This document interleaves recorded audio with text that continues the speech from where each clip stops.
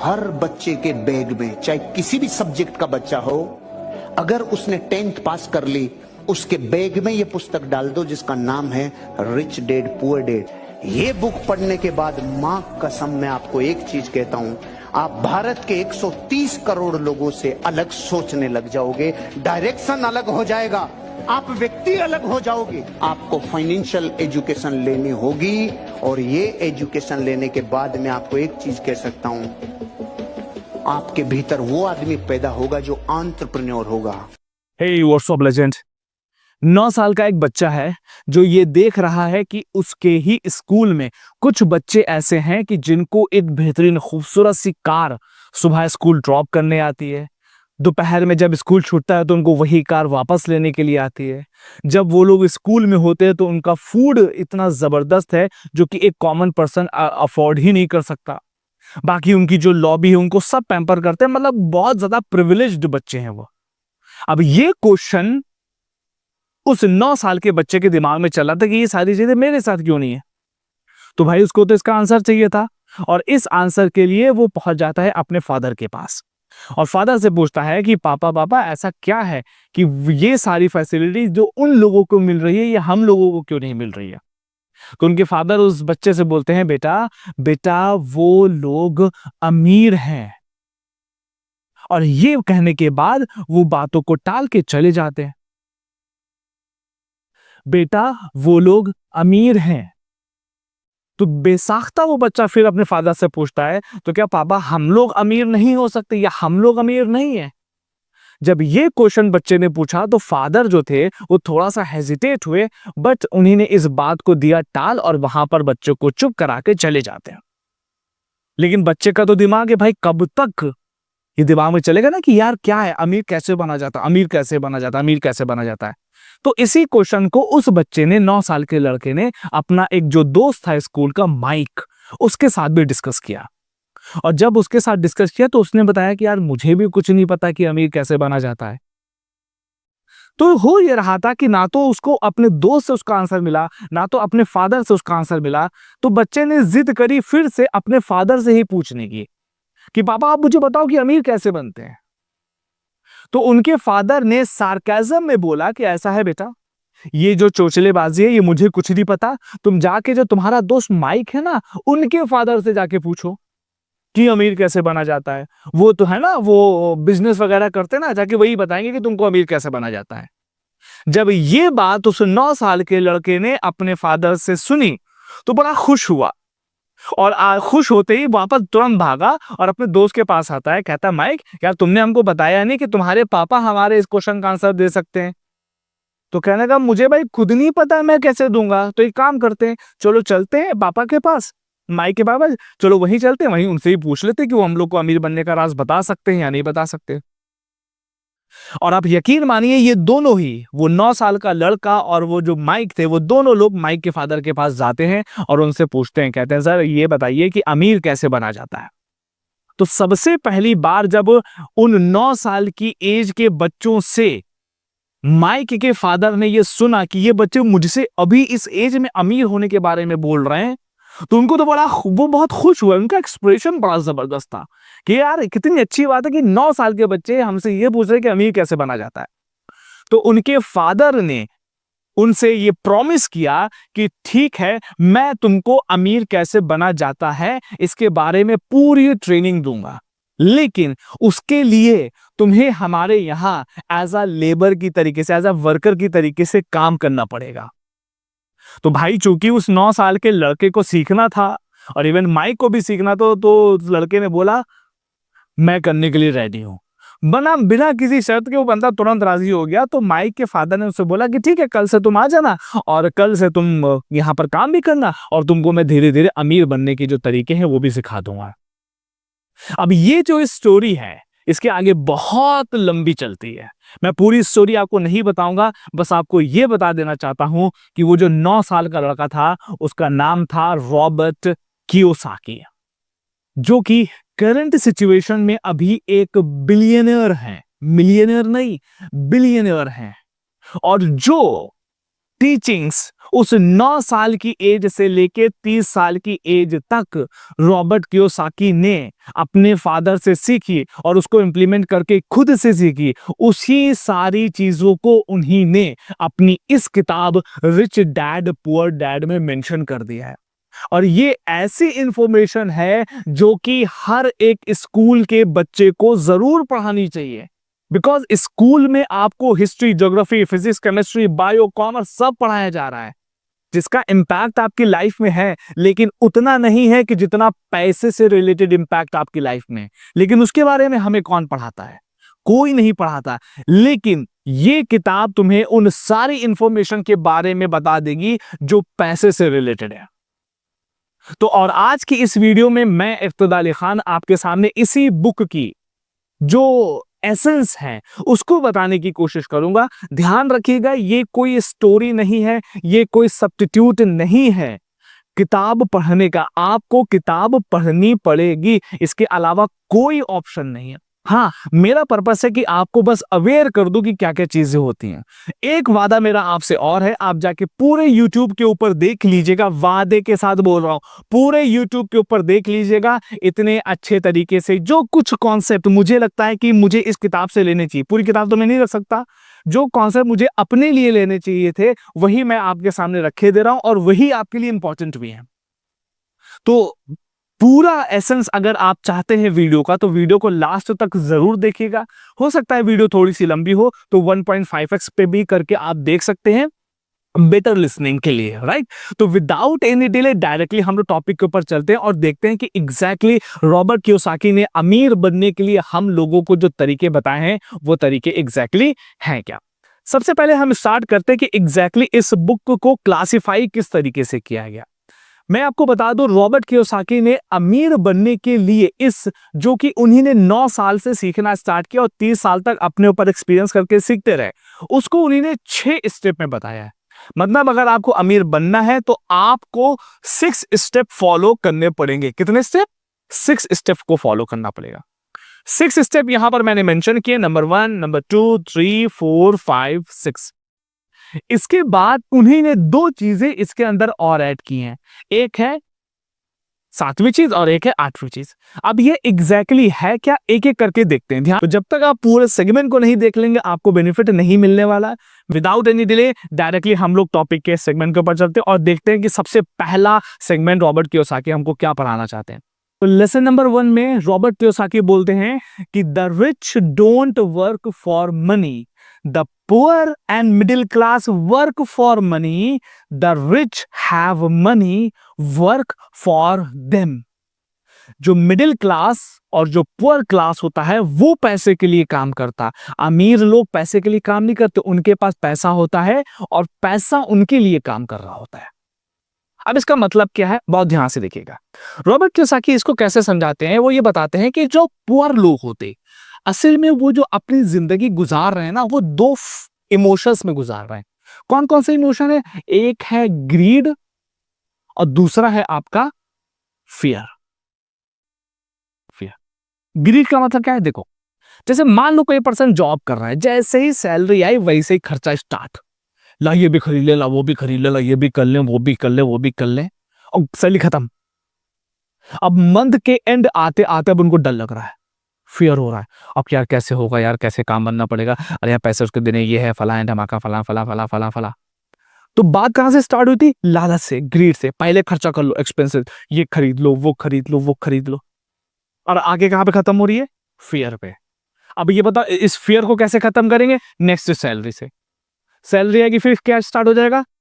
खर्चे, डर, सैलरी, खर्चे, डर, सैलरी, ये साइकिल चल रही है ना। तो रॉबर्ट कियोसाकी बोलते हैं कि जो मिडिल क्लास और जो पुअर लोग हैं वो इसी साइकिल में फंसे हुए हैं, और इस साइकिल को बोला जाता है रैट रेस, जिससे वो कभी बाहर नहीं निकल पाएंगे। उनको लग तो रहा है कि हम चल रहे हैं, लेकिन चरखा घूम रहा है और कुछ भी रियल में आउटकम नहीं निकल रहा है। यही पर रॉबर्ट कियोसाकी बोलते हैं कि जो रिच लोग होते हैं वो क्या करते हैं, इस माइंडसेट के ऊपर उन्हीं ने कंट्रोल हासिल कर लिया है। ये जो इमोशंस है ना, ग्रीड और फेयर वाले, इसके ऊपर उन्हीं ने विजय हासिल कर ली। और कैसे हासिल की है? एक चीज करके, संपत्तियां बनाकर, एसेट को बनाकर उन्हीं ने इसके ऊपर जीत हासिल कर ली है। अभी संपत्ति का मतलब क्या है, ध्यान से देखिएगा। संपत्ति का मतलब यह है कि एक ऐसी चीज जो तुम्हें पैसा बना के दे रही हो। जैसे मान लीजिए कि आपने कोई प्रॉपर्टी खरीद ली, प्रॉपर्टी खरीदी, अब प्रॉपर्टी खरीदने के बाद आपने क्या किया, उसको रेंट पे दे दिया। अब ये बताओ, रेंट की वजह से पैसा क्या हो रहा है, तुम्हारी जेब में तो आ रहा है।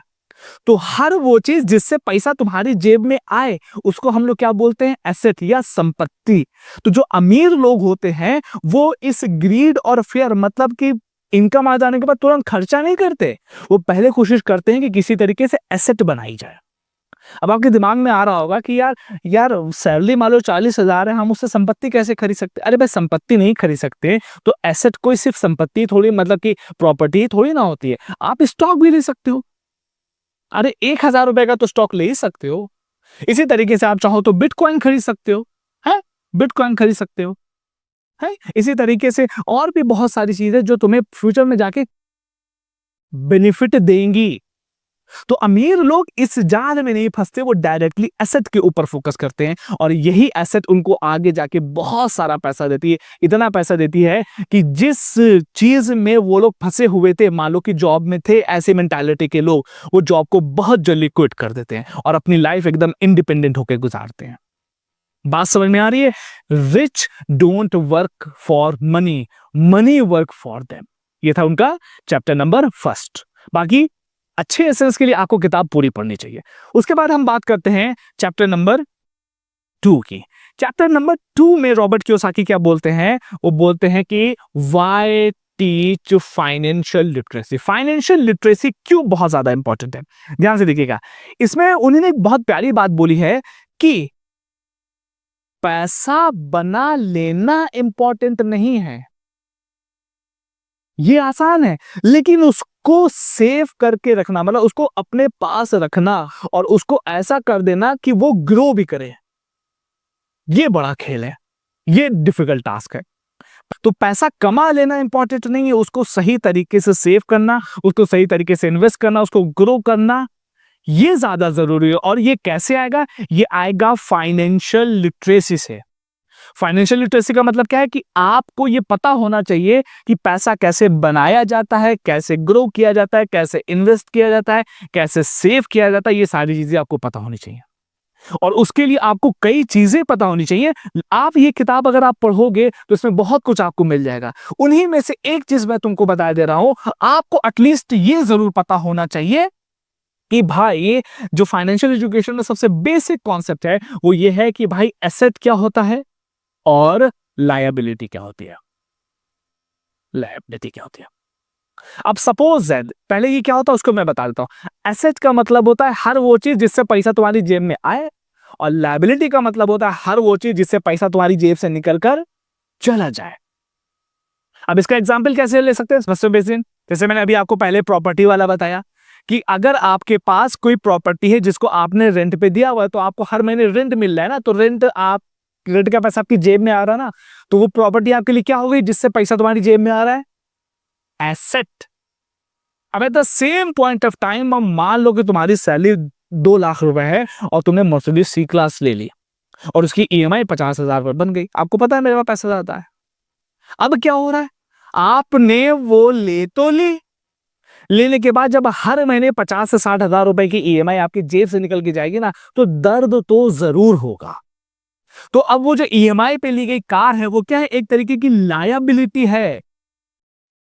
तो अब यहाँ पे क्वेश्चन आ रहा है कि भाई क्या इसके चक्कर में क्या हम लोग कुछ खरीदे ना भाई, कुछ अपनी लाइफ को गुजारे नहीं, गुजारिए, कोई दिक्कत की बात नहीं है मेरे भाई, कोई दिक्कत की बात नहीं है। रॉबर्ट कियोसाकी बस ये बोलते हैं कि पहले इसको बना लो, इतनी बना लो कि तुम्हारी इस एसेट से इतनी ज्यादा पैसिव इनकम मंथली आने लगे कि तुम जब ये लायबिलिटी लो तो तुम्हें अपनी जेब से ना देना पड़े, तुमने जो पहले एसेट बना लिए वही सारी इसकी लायबिलिटी को पूरा करता रहे। बात समझ में आ रही है, उसको ये पहले पूरा करता रहे। तो ये एक छोटा सा एक स्टेप था जिसको आपको समझना चाहिए, एसेट और लायबिलिटी में क्या डिफरेंस होता है। फाइनेंशियल लिटरेसी जरूरी है, उसका एक छोटा सा हिस्सा मैंने आपको बताया। ज्यादा इंफॉर्मेशन के लिए इस किताब को जरूर पढ़िएगा। और इस एसेट और लायबिलिटी के साथ एक चीज मैं आपको और बता रहा हूं, उसको भी समझ लेना। ये मैं नहीं बता रहा हूं, ये रॉबर्ट कियोसाकी अपनी किताब में ही बता रहे हैं। उन्होंने बताया है कि देखो भाई, रिच और पुअर के कैश फ्लो का एक पैटर्न है। कैश उनके पास आया, अब वो कैसे फ्लो करेगा उसका एक पैटर्न है। सबसे पहले हम पुअर की बात करते हैं। पुअर क्या काम करता है? पुअर जो होता है उसके पास पैसा जैसे आया उसने एक्सपेंडिचर कर दिया, मतलब कि स्पेंड कर दिया। कुछ मन हुआ, नई घड़ी दिख गई, कुछ कपड़े दिख गए, ये सब आए, तुरंत का तुरंत लेके जाके खरीद लिया। और फिर उसके बाद जब कुछ नहीं बचा तो फियर, लास्ट में उनके हाथ में क्या आया? फियर, डर। अरे यार पैसा तो खत्म हो गया। अब वो फिर नई वाली मैन की सैलरी में फंसे हुए हैं। लेकिन जो रिच लोग होते हैं उनके साथ क्या होता है? रिच लोग के पास कैश आता है, वो उससे सबसे पहले क्या बनाते हैं? एसेट को क्रिएट करते हैं। और एसेट को क्रिएट करने के बाद फिर उनको जहां पर भी मन होता है, चाहे लग्जरी हो, उसमें क्या करते हैं? वो अपना एक्सपेंडिचर करते हैं, मतलब कि उस पर खर्चा करते हैं। ध्यान रखिएगा, ये जो खर्चा होता है ये इस एसेट से बनाएगी पैसिव इनकम से ही पूरा हो जाता। अब अगर वो जॉब भी कर रहे हैं ना तब भी उनको कोई दिक्कत नहीं, वो जॉब के लिए वेट नहीं करते, तो उनके पास कौन सा इमोशन आएगा? फेयर वाला। फेयर वाला एकदम, या तो एकदम क्या रहता है? बिंदास रहते हैं, कोई टेंशन की बात ही नहीं होती उनके साथ। ये दो बातें मैंने आपको बता दी, इसको ध्यान रखिएगा, क्योंकि अब इतनी तो नहीं है कि सारी बातें मैं आपको यहाँ पर बता दूं। उसके लिए तो तुम्हें किताब पढ़नी पड़ेगी, और अगर नहीं पढ़ पा रहे हो तो इसका मतलब तुमसे बड़ा कोई काहिल नहीं है, राइट? अब हम लोग टॉपिक, नेक्स्ट वाले टॉपिक के ऊपर चलते हैं, जिसमें रॉबर्ट कियोसाकी कुछ नई बात बता रहे हैं। रॉबर्ट कियोसाकी चैप्टर नंबर 3 में बताते हैं माइंड योर ओन बिजनेस। इसका एग्जैक्ट मतलब क्या है? मैं एक लाइन बढ़ रहा हूं, उसको समझिएगा कि the rich focus on their asset column while everyone else focuses on their income statement. जो अमीर लोग होते हैं वो ये फोकस करते हैं कि भैया जो उनकी एसेट है ना, उसका भी तो एक लिस्ट होगी ना, वो कॉलम कैसे बढ़ रहा है उसके बढ़ाने के ऊपर फोकस करते हैं। रिच के अलावा जितने भी लोग हैं वो ये सोचते हैं किसी तरीके से इनकम बढ़ जाए। 40,000 है 50,000 हो जाए, 50,000 है 60,000 हो जाए, 60,000 है 80,000 हो जाए, इसके ऊपर फोकस करते हैं। ये फोकस नहीं करते हैं कि एसेट कैसे बढ़ाई जाएगी। अब इसका एग्जैक्टली मतलब क्या है, इसको समझाने के लिए रॉबर्ट कियोसाकी ने एक स्टोरी को अपने चैप्टर नंबर 3 के स्टार्टिंग पेज पे ही मेंशन किया हुआ है। और ये स्टोरी जो है वो है 1974 की, जिसमें एक पर्सन है रे क्रॉक। ये है कौन? मैकडोनल्ड हैमबर्गर जो आप लोग खाते हो ना, उसके फाउंडर। ऑस्टिन में यूनिवर्सिटी ऑफ टेक्सास में उनकी स्पीच होनी थी, जहां पर वो लोगों के साथ, बच्चों के साथ मिल रहे थे। तो उन्हीं ने बेसाख्ता लोगों से पूछा, ये बताइए कि मैं किस बिजनेस में हूं। रे क्रॉक ने वहां के लोगों से, स्टूडेंट से पूछा, ये बताइए कि मैं किस बिजनेस में हूं। तो लोग हंसने लगे, अरे यार ये बताओ, ये मजा ले रहे हैं हमसे। सबको पता, किसको नहीं पता कि भैया तुम हैमबर्गर के बिजनेस में हो। लेकिन जब लोगों ने ये बोला कि आप हैमबर्गर के बिजनेस में हो, तो रे क्रॉक ने बोला, नहीं यही तो दिक्कत है तुम लोगों की। तुम लोगों को लगता है कि मैं बर्गर के बिजनेस में हूं, बट मैं बर्गर में नहीं हूं, मैं हूं रियल एस्टेट में। भाई ये बंदा मैकडोनल्ड के हैमबर्गर नहीं बेच रहा, फ्रेंच फ्राइज नहीं बेच रहा, भाई वो रियल एस्टेट बेच रहा है। रियल एस्टेट दुनिया में सबसे बड़ी जो रियल एस्टेट की चेन है ना, वो आपके मैकडोनल्ड की ही है। अब इनका बिजनेस मॉडल अगर तुमने समझ लिया ना भाई, दिमाग के ताले तुम्हारे खुल जाएंगे। अगर चाहते हो तुम इसके बारे में पूरी डिटेल एक्सप्लेनेशन करना कि यार इनका एकदम बिजनेस मॉडल है कैसा, तो बताना। तो मैं, अगर 10 लोगों के कमेंट आते ना, तो मैं नेक्स्ट वीडियो इसी के ऊपर ही बनाऊंगा। पूरी बिजनेस मॉडल जो है ना मैकडोनल्ड का, भाई तुम्हारे दिमाग खुल जाएंगे। मैंने जब पढ़ा ना, इसी सिलसिले में मैं इसको पढ़ रहा था, मेरी हवा खाली हो गई। हम खुद चलाने लगे कि भाई मैं भी अपने मीमांसा में कुछ करने वाला हूं, मैं कुछ करूंगा। कमेंट करना, मैं तुम लोगों को बताऊंगा इसके बारे में, राइट? तो किसी का बिजनेस कर रहे हैं? रियल एस्टेट का। बेच रहे हैं हैमबर्गर, लेकिन पैसा वो किससे पा रहे? रियल एस्टेट से। उन्होंने क्या फोकस किया? रियल एस्टेट में क्या? संपत्ति, प्रॉपर्टी। वो किसके ऊपर फोकस कर रहे थे? एसेट के ऊपर। और जो वहां पर जॉब करने वाले लोग होते हैं वो किस पर फोकस करते हैं? अरे सर थोड़ी सी सैलरी बढ़ा दी, थोड़ी सी सैलरी बढ़ा दी, थोड़ी सी सैलरी बढ़ा दी। अरे मंद बुद्धियों, फोकस एसेट के ऊपर करिए। Asset, asset, asset. जब उसके ऊपर फोकस करोगे ना, तो अपने आप वही चीज आगे ग्रो करेगी। ज्यादा मैं इस पर बातें नहीं करूंगा, इन्फॉर्मेशन के लिए किताब को जाकर खुद विजिट करो, राइट? अवेयर मैंने तुमको कर दिया। अब उसके बाद हम बात करते हैं चैप्टर नंबर 4 की, the history of taxes and the power of corporation. इसका मतलब क्या है? बहुत आसानी से, इसमें रॉबर्ट कियोसाकी बोलते हैं कि जो लोग अमीर बनने की कोशिश करते हैं या लोग जो अमीर होते हैं वो या तो टैक्स नहीं देते या तो बहुत कम देते हैं। But at the same point of time जो पुअर लोग होते हैं, जो मिडिल क्लास वाले होते हैं, जो जॉब वाले होते हैं, उनको टैक्स देना नहीं पड़ता है, उनकी सैलरी से पहले ही टैक्स कलेक्ट कर लिया जाता और एक मेजर पोर्शन उनसे टैक्स में ले लिया जाता। अब अगर आप इंडिया में हो और अगर आप बिजनेस करते हैं तो आपको पता होना चाहिए कि जीएसटी जो आपके ऊपर लगता है, जीएसटी की स्लैब कितनी भयानक है। कॉर्पोरेट टैक्स 28-30% तक पहुंच जाता है। अब जब इतना ज्यादा टैक्स देने में प्रॉब्लम होगी उनको, बिजनेस करने में पहले इश्यूज के बाद इतना टैक्स भरने में, तो भाई बिजनेस कैसे बढ़ेगा। इसी वजह से इंडिया में बिजनेस का माहौल अच्छा नहीं है और ये ऐसे नहीं होगा। तुम्हें सीखना पड़ेगा कि लीगल तरीके से टैक्स को कैसे बचाया जाता है। अगर तुम नहीं सीखोगे तो तुम्हारा जो सीए या अटॉर्नी होगा ना, वो तुम्हें खूब चूना लगाता रहेगा और तुम खूब टैक्स भरते रहोगे। तो और दूसरी चीज इसके बारे में वो बताते हैं वो है कॉर्पोरेशन। कॉर्पोरेशन एग्जैक्टली होता क्या, इसको समझ लो। कॉर्पोरेशन का मतलब होता है कि जैसे मान लो मैंने कोई कंपनी बना लिया, अगर मैं अकेले कंपनी बना रहा हूं तो प्रोप्राइटरशिप, अगर एक से ज्यादा लोग मिलकर बन रहे तो या तो लिमिटेड लायबिलिटी पार्टनरशिप एलएलपी बनती है या तो प्राइवेट लिमिटेड बनती है। जैसे मेरी खुद की एक कंपनी प्राइवेट लिमिटेड है, अब इसमें एक से ज्यादा लोगों की जरूरत पड़ती है। तो होता यह है कि जब मैं काम करूंगा तो कंपनी का नाम लेके कर रहा हूं और अगर मेरे साथ कोई फाइनेंशियल इशू आता है तो कंपनी के ऊपर सब कुछ आएगा, मेरे पर्सनल के ऊपर कोई भी मुद्दा नहीं होगा। अब ये कैसे काम करता है तो इसके बारे में तुम्हें सीखना पड़ेगा ना भाई। तो भाई सीखो। रॉबर्ट कियोसाकी यही बोलते हैं कि अगर आपको अमीर बनना है तो तुम्हें टैक्स के बारे में और कॉर्पोरेशन से रिलेटेड बहुत सारी इंफॉर्मेशन रखनी पड़ेगी और इसके लिए तुम्हें सीखना पड़ेगा। बात करते हैं चैप्टर नंबर 5 की, रिच इन्वेंट मनी। जो अमीर लोग होते हैं वो मनी को इन्वेंट करते हैं। इन्वेंट करने का मतलब क्या है, इसमें रॉबर्ट कियोसाकी ये बोलते हैं कि जो पुअर लोग होते हैं अगर उनको कोई सिचुएशन दिख रही है तो उसमें वो आई कांट तुरंत लगा लेते हैं। लेकिन जो अमीर लोग होते हैं वो ये सोचते हैं कि इसी आपदा में अवसर तलाश करने की कोशिश। और उन्होंने कोई सिचुएशन देखी तो उन्होंने सोचा कि यार यहाँ पर कैसे पैसा बनाया जा सकता है। जैसे मान लीजिए कि कोई एक प्रॉपर्टी है जो कि अब मार्केट वैल्यू के हिसाब से कितने की है, 60 लाख रुपए की। लेकिन जो प्रॉपर्टी बहुत जर्जर हालत में, मतलब अभी उसकी मेंटेनेंस अच्छी नहीं है और जो उसका मालिक है वो उस प्रॉपर्टी को कह रहा है कि भाई मुझे बस जितनी जल्दी हो सके इसको बेचना है, तो उस प्रॉपर्टी को वो 50 लाख रुपए में बेच रहा है, या मान लीजिए 50 लाख रुपए में। तो जो अमीर लोग, पुअर लोग होंगे वही देखेंगे अरे यार कितनी प्रॉपर्टी खराब है, अभी लोग ये बैठेगा, ये है फलाने डगवाने के मेंटेनेंस, ये वो। अमीर आदमी क्या सोच रहा है कि भाई 60 लाख की उसकी मार्केट वैल्यू है, 50 लाख रुपए में बेचना, सबसे पहले उसको खरीदेगा। उसके बाद उसके अंदर 2 लाख रुपया उसने और लगाया, तो 2 लाख रुपए लगाने के बाद ये प्रॉपर्टी टोटल कितने की होगी, 52 लाख रुपए की। अब प्रॉपर्टी एकदम रेडी है। अब 52 लाख रुपए लगाने के बाद उसने क्या काम किया, उसको 40,000 रुपए पर मंथ पर रेंट पर दे दिया, पर मंथ रेंट पर दे दिया। अब जब उसको रेंट पर दे दिया है, लेकिन अब ये सोचिए जो ये 50 लाख रुपए उसने अरेंज किए होंगे अपनी जेब से तो नहीं दिया होगा, बैंक से लिया होगा, तो बैंक की ईएमआई पर मंथ, इसके ऊपर जो मेंटेनेंस मैनेजमेंट का खर्चा होगा, है ना, मेंटेनेंस एंड मैनेजमेंट का खर्चा होगा, उसकी भी कुछ कीमत होगी।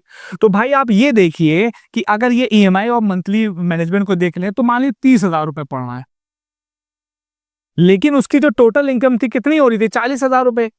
अब यहाँ पे देखो प्रॉफिट क्या हो रहा है। सबसे पहली बात तो ये है कि ये प्रॉपर्टी कितने की है, 60 लाख की, खरीदे की कितने में थी, 50 लाख की, 2 लाख रुपए मेंटेनेंस में। तो अभी एग्जैक्टली उसके पास 8 लाख रुपए तो इक्विटी पर ही हुई है। अरे 60 लाख रुपए मार्केट वैल्यू है ना, बात समझने की कोशिश करना। 60 लाख की थी, 50 लाख की उसने खरीदी, 2 लाख रुपए मेंटेनेंस लगाया, टोटल कितने की पड़ी, 52 लाख रुपए की। 60 लाख रुपए उसकी मार्केट वैल्यू, तो 60 में से जब 52 घटाओगे तो 8 लाख रुपए तो उसके बाद मार्केट वैल्यू के हिसाब से पड़ा ही है ऑन द स्पॉट। अगर वो अभी उसको बेच देगा तो मिल जाएगी वो। साइमल्टेनियसली उसने क्या काम किया कि 40,000 रेंट पे दे दिया और खर्चा पानी निकालने के बाद हर महीने वो 10,000 रुपए कमा रही है। तो साल भर में कितने कमाए, 1.2 एल, 1,20,000 कमाए। अब एक साल के बाद उस प्रॉपर्टी की वैल्यू कितनी की होगी, अरे 4-5 लाख रुपया तो बढ़ ही गया होगा ना। तो ये जो 60 लाख की थी अब वो प्रॉपर्टी 65 लाख रुपए की हो गई है। तो डायरेक्ट उसके पास अभी प्रॉफिट कितने का, 8 और 5 13 लाख रुपए का। 13 लाख रुपए का प्रॉफिट ये है और प्लस 1.2 लाख तो ये भी है, तो कितना हो गया, 14.2 लाख रुपया उसके पास एक साल में ऐसे ही है। गरीब लोग क्या सोचते, अरे भैया इतना पैसा ना फंसाओ, खराब हो जाएगा। अमीर ने क्या सोचा, टेक्निकल चीजें लगाएं और वहां से पैसा लगाने की कोशिश की। तो रॉबर्ट कियोसाकी यही बोलते हैं कि जो रिच लोग होते हैं वो पैसों को इन्वेंट करते हैं, अपॉर्चुनिटीज को देखते हैं, वो सोचते हैं कि हाँ मैं कर सकता हूँ, और वो कर भी लेते हैं। इसी के अकॉर्डिंग वो बताते हैं कि जो रॉबर्ट कियोसाकी बोलते हैं कि उनके पास लगभग 8,000 रेंटल प्रॉपर्टीज हैं। 8,000 रेंटल प्रॉपर्टी जहां पर उनका रेंट आ रहा है। वो कहते हैं मैं काम करना कब का बंद कर चुका हूं, लेकिन जो मैंने प्रॉपर्टी ली हुई है वो उसका पैसा बढ़ता ही जा रहा है, बढ़ता ही जा रहा है, बढ़ता ही जा रहा है, बढ़ता ही जा रहा है। आपने कभी बात गौर की, रेंट उल्टा थोड़ी ना देता। मैं जहां पर खड़े होकर आपसे वीडियो बना रहा हूं, मैं 15,000 रुपये पर मंथ देता था, आज 20,000 रुपये पर मंथ दे रहा हूं। तो हर साल रेंट भी तो बढ़ता है। तो हर तरीके से बेनिफिट है। ये रिच लोगों की मेंटालिटी होती है, ये हमें और आपको भी अपनानी है। परेशान नहीं होते, अगर कोई सिचुएशन आ रही है उसमें सोचिए कैसे पैसा बनाया जा सकता है, और ये अमीरों की खास बात होती है। उसके बाद हम लोग नेक्स्ट वाला टॉपिक देखते हैं, वो है चैप्टर नंबर 6 कि जो rich work to learn, don't work for money. Robert Kiyosaki कहते हैं कि कोशिश ये करो, सीखने के लिए काम करो, पैसे के लिए काम ना करो। मान लीजिए कि आपको एक जॉब ऑफर हुई 20,000 रुपए पर मंथ, और एक दूसरी जॉब ऑफर हो रही है 30,000 रुपए पर मंथ। 20,000 रुपए वाले में आपको मार्केट, आपको सेल्स, आपको कम्युनिकेशन, आपको अकाउंटिंग सीखने को मिल रहा है। इस वाली में सिर्फ और सिर्फ आपको मार्केट सीखने को मिल रहा है। आप किस चीज को प्रेफर करोगे, बताओ? ज्यादातर लोग हो सकता है बोल दें जज्बात में कि हम लोग ये वाली करेंगे, सीखने को मिलेगा। लेकिन ज्यादातर लोग क्या कहते हैं, 30,000 मिल रहा है ना भाई, अपन को ये चाहिए। लेकिन आपको पैसा कम मिले ठीक है, लेकिन अगर तुमने ये मार्केट, सेल, कम्युनिकेशन और ये जो अकाउंटिंग के बारे में सीख लिया ना, तो इसका यूज करके तुम इस समय भले ही पैसा कम कमा रहे हो, लेकिन आने वाले समय में इसी सब का यूज करके तुम करोड़ एंड करोड़ और रुपीस कमाओगे, करोड़ एंड करोड़ रुपीस कमाओगे। तो is that clear? I hope कि यहां तक बात आपको एकदम क्लियर होगी। तो ये 6 मेजर रूल है पैसा बनाने के, मतलब अगर आपको पैसा बनाना है तो ये 6 कॉन्सेप्ट है जिसको आपको सीखना ही पड़ेगा। अब इसके बाद 2-3 चीजें और भी हैं जो रॉबर्ट कियोसाकी ने बताई हैं। वो सबसे पहले ये है कि चैप्टर नंबर 7 भी, अब हम लोगों ने वो सीख लिया कि किस तरीके से पैसा बनता है, लेकिन यहां पर उन्होंने बताया है कि सबसे बड़ा ऑब्स्टेकल ये होता है कि हमको सब कुछ पता है। अगर मान लो तुम्हें अभी तक नहीं पता था, लेकिन अब तुम्हें यह पता हो गया ना कि पैसा कैसे बनाया जाता है, मुझे पता हो गया पैसा कैसे बनाया जा सकता है, लेकिन हम लोग तब भी नहीं बना पाते। क्यों? बिकॉज हमारे रास्ते में बहुत सारी अड़चने होती हैं, बहुत सारी अड़चने होती हैं, और वो अड़चने हमें पैसा नहीं बनाने देती। अब वो एग्जैक्ट अड़चने क्या है वो मैं तुमको दिखा देता हूं एक एक करके। और मैंने ये जो है डेटा पूरा निकाला है, जो कि मैं आज आपके सामने एक्सप्लेन कर दूंगा। उनके सामने सबसे पहला होता है फियर, डर। अगर मान लो कि उनके पास सैलरी आए और इन्हें स्टॉक्स लिया, अभी सोचे और यार कहीं स्टॉक गिर गया, अगर कहीं मुझे लॉस हो गया, फला हो गया, धमाका हो गया, तो भाई इस डर की वजह से वो कभी स्टॉक लेते ही नहीं। तो फियर उनके सामने सब कुछ पता होते हुए भी आगे उनको नहीं बढ़ने देता। वो क्या है? फियर। ये एक तरीके का ऑब्स्टेकल है। उसके बाद जो दूसरा ऑब्स्टेकल वो बताते हैं वो है साइनिज्म। क्या है? साइनिज्म। साइनिज्म का मतलब क्या होता है? शक करना, निगेटिव थिंकिंग। मान लीजिए कि हमने कोई वेंचर हमको स्टार्ट करना है, अब सोच है और यार कहीं फिर से कोविड आ गया तो हमारा वेंचर खराब ना हो जाए, और यार कहीं किसी तरीके H1N1 आ गया तो दिक्कत ना हो जाए। हर चीज के ऊपर निगेटिव, हर चीज के ऊपर एकदम फेक तरीके से सोचना। तो ऐसी चीजें, ये जो तुम्हारी निगेटिव थॉट है ना, ये भी तुम्हें बहुत ज्यादा परेशान कर रही, तो ये तुम्हें आगे नहीं बढ़ने देंगे। उसके बाद तीसरी जो चीज ऑब्स्टेकल होती है वो होती है लेजीनेस। लेजीनेस, आलस। हमें पता चल गया कि भाई ये आइडिया एकदम फुल प्रूफ है, सब कुछ एकदम सॉलिड स्ट्रेटेजी है, लेकिन इतने काहिल हो चुके हैं कि उसके ऊपर कोई एक्शन ही नहीं ले पा रहे। तो ऐसे लोग भाई कहीं कुछ भी नहीं कर सकते। लेजी लोगों का कहीं भी कुछ नहीं हो सकता, और ये पैसे बनाने के रिस्पेक्ट में भी एकदम इक्वली एप्लीकेबल होता है। उसके बाद चौथी चीज जो आपके सामने हर्डल बनेगी वो है बैड हैबिट्स, तुम्हारी बुरी आदतें। अब तुम्हारी बुरी आदतें, भाई पैसा आया, इनकम आई, इनकम आने के बाद तुरंत खर्चों पे कर दिया, बिला वजह के लिए खर्चे हम लोगों ने कर दिए। भाई जरूरत वाले खर्चे करिए, मैं मना नहीं कर रहा हूं, लेकिन संपत्ति बनाने के ऊपर कोई खर्चा ही नहीं किया। इतनी खराब आदत है, आते के साथ ही पैसा खत्म। ये तुम्हें आगे नहीं बढ़ने देंगे। चौथी चीज। उसके बाद एक चीज और भी है, वो है एरोगेंस। मुझे लगता है ये सबकी जननी है, एरोगेंस। अपने आगे किसी को समझना ही नहीं। सामने वाला कुछ बता रहा है तो भाई सीखो, हो सकता है वो तुमसे कुछ ज्यादा जानता हो। अब रॉबर्ट कियोसाकी के बारे में भी लोग बहुत सारी बातें बोलते हैं कि सर वो भी तो अपनी लाइफ में 2 बार बैंकरप्ट हो गए थे। अरे अहमको, भाई जब तक कोई बैंकरप्ट नहीं होता, जब तक अपनी लाइफ में टफ पीरियड को वो नहीं झेलता, वो आगे नहीं बढ़ सकता। रॉबर्ट कियोसाकी अभी बिलियनियर हैं, समझने की कोशिश करो कैसे भी उन्होंने पैसा बनाया, लेकिन उन्होंने लिखी और इससे कई लोगों की लाइफ अपलिफ्ट हो रही है मेरे भाई। तो एरोगेंस हम उनसे क्यों सीखेंगे, 2 बार तो वो बैंकरप्ट रह चुके थे, कैसे हमको सिखा पाएंगे? नहीं, अभी क्या है, उन्हीं ने उस बैंकरप्सी से सीखा और आज देखो क्या बन गए। तो एरोगेंस लेके नहीं आना। अगर कोई चीज नहीं आती है भाई, अकाउंटिंग नहीं आता, मार्केट नहीं आता, सेल्स नहीं आता, कम्युनिकेशन नहीं आता, तो तुम्हें सीखना चाहिए ना। कोई तुम्हें आके सिखा थोड़ी ना देगा, टीस्पून फीडिंग थोड़ी ना कराएगा। तो ये कुछ ऑब्स्टिकल मेजर बताए, फियर की वजह से, साइनिज्म, लेजीनेस, बैड हैबिट और एरोगेंस की वजह से आप आगे नहीं बढ़ पाते हो, जबकि तुमको सब कुछ पता है कि क्या चीजें तुम्हारे लिए बेहतर हैं। Is that clear? ये था उनका चैप्टर नंबर 7। उसके बाद last but not the least वो है चैप्टर नंबर 8, गेटिंग स्टार्टेड। क्या है वो? Getting started.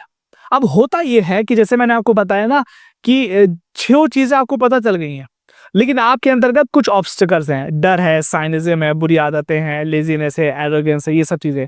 इसकी वजह से सबसे बड़ा इशू होता है, आप पहला स्टेप ही नहीं ले पाते मेरे भाई, पहला स्टेप नहीं ले पाते हो। एक बार तुम पहला स्टेप लो ना, फिर उसके बाद देखे जाओ। और लोग ये पहला स्टेप क्यों नहीं ले पाते?